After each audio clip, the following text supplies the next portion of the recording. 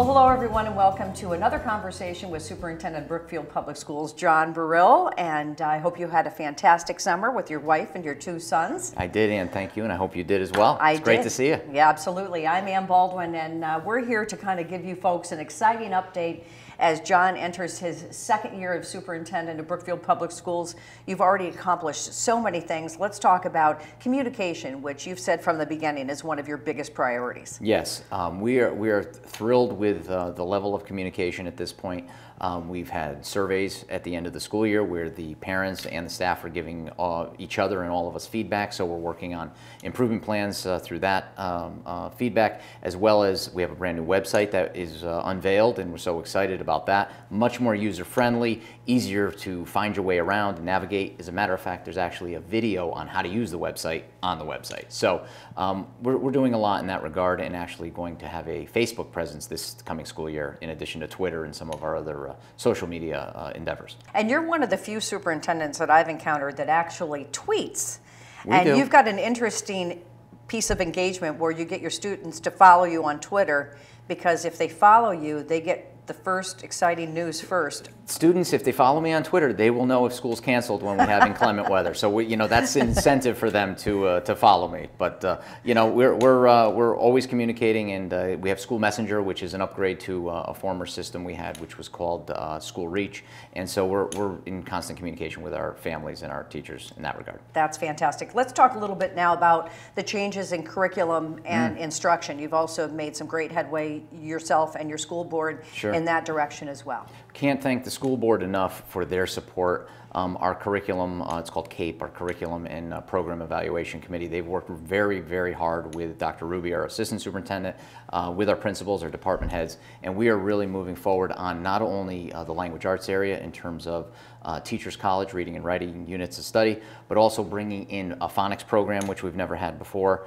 and also additionally a K through 8 math program, brand new math program that we've been in the district's had a need for quite a long time. So we're really excited about that. And then we're also, the board has been fantastic, and so is the town, in supporting us in developing a world language lab for the high school. So we've got a lot of great programming going on in that instructional area. Right. What about staffing? Any new additions? I know that some folks have retired, so you've brought in some new folks. Yes, Tell us a little bit about that. I tell you, the HR department, Mrs. Kavanaugh, our HR coordinator, has been busy this summer, along with our principals and the volunteer teachers, veteran teachers that have been on the interview committees. They've put their time in, and we have brought in some tremendous staff from the elementary school all the way up through the middle school and high school, whether it's speech and language teachers, special education teachers, traditional classroom teachers at the elementary level, and then adding business and history teachers to the high school. We're really, really excited about that, and really some quality people, not only fresh out of college,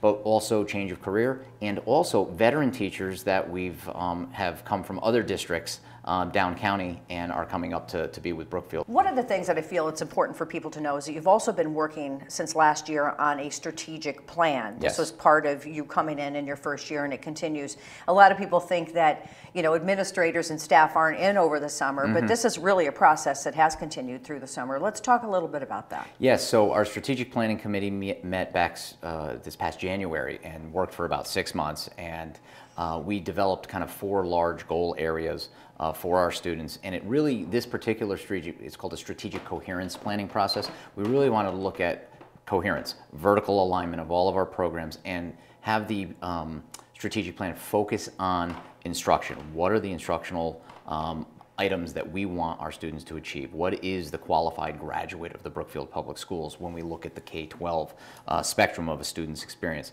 And so we've gotten to 4 particular areas. We use the C's, the letter C, and moving forward with that, what's exciting is we are looking at creativity and innovation. We are looking at critical thinking and problem solving. We are looking at connection and character. That was really important to us, looking at student character and having them connect with adults and each other in the school system. And then the other piece is communication and collaboration, which we always talk about. We can't do this alone. We work together with everybody, and we want to make sure we're communicating. So those 4 big areas focused all about student learning, is the strategic coherence plan. And through the summer, that has become our roadmap now into anything we do. So going forward into this fall, when we begin to work on budget for 17-18, which is hard to believe, but we have to start thinking about that. We're just starting the 16-17 year, and we're already thinking about the 17-18 budget. That is our roadmap going forward for the next 5 years. And so that helps us really focus what are those resources we're going to need for students. And so I thank all the folks who served on that committee, and it was parents and citizens and teachers and administrators and a board member as well. And we had great board support and great community support for that. So let's talk about what people won't see. This is what they're not going to see this year, and this is pretty exciting news too. No more pay to play. No more. It's pay to participate in Brookfield, typically known as pay to play for most districts. That is eliminated.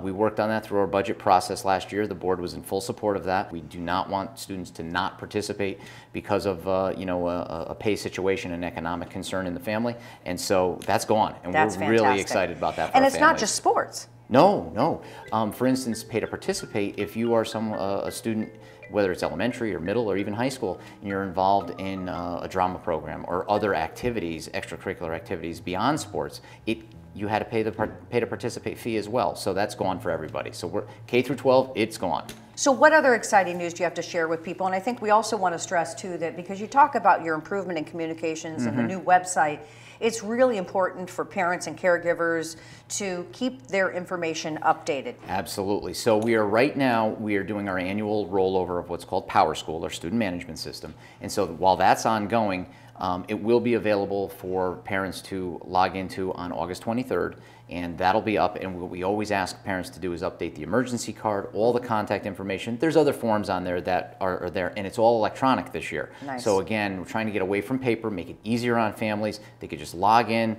fill it out, hit submit, and it's there on our database for us. So you don't need to make a million copies like you used to and all that kind of stuff. The other thing that's going on with the school year is we're working on the 10-year capital improvement plan. This is a town-wide initiative, and so looking at our 4 beautiful facilities, how do we keep them going, keep them maintained, upgraded, and so forth. As part of that, the Board of Education is going to be establishing an ad hoc committee to really take a look at not only our elementary configuration in terms of how we group our students, but also facilities. What's the viability of center school? What's the viability of the middle school portables? What's the viability of Huckleberry Elementary School? And really make some community decisions going forward. So we're going to develop a process, that particular committee, and we're really excited about that going forward. And a lot of your decisions are community-made decisions, yes. And that's why it's important to encourage people and parents to get involved, to attend the school board meetings, to have a voice yes. in the excellence that you've accomplished in Brookfield Public Schools. It can't be just an isolated group of folks. You really want everybody's input and involvement. And you couldn't have said it any better. Like I talked about earlier, we want information, so we put out surveys and so forth. We have listening forums. There's public comment at not only our subcommittee meetings, but of course at our board meeting. So we're really looking for input all the time. I want to really make an effort to regularly try to meet with our PTOs and really hear what the parents have to say, as well as working with the staff and so forth on all of our different curricular committees and so forth. Going forward, though, the really important thing is when we take a look at facilities and we look at how we want to group elementary students and so forth, we really need to have the community's input. It's important that it's a community decision because it's an opportunity not only to bring the community together, but ultimately what's the best educational setting for our students. So that committee is going to have a real charge this year, and getting input from people is what it's all about. And your door is always open. You're always accessible. You believe in that too. So if people want to Sure. speak with you personally or contact you, you believe in an open door policy. Absolutely. Which is great. And we will be putting out, if folks haven't had a chance to see it yet, a communication plan so they can see what the goals of the communication plan are and who the stakeholders are and how we process that. In addition, we will have a drop-down menu on the website which talks about the chain of command. So we want to be proactive at the building level and make sure we're communicating with our stakeholders, our families, and the best way to do that is to start with the source of whatever the issue might be that you need information on. So we'll also provide information there in that regard to expedite communication as quickly as possible for people and resolve issues. Okay, well, and of course there'll be future videos where we'll be updating you on everything exciting and new up in Brookfield Public Schools.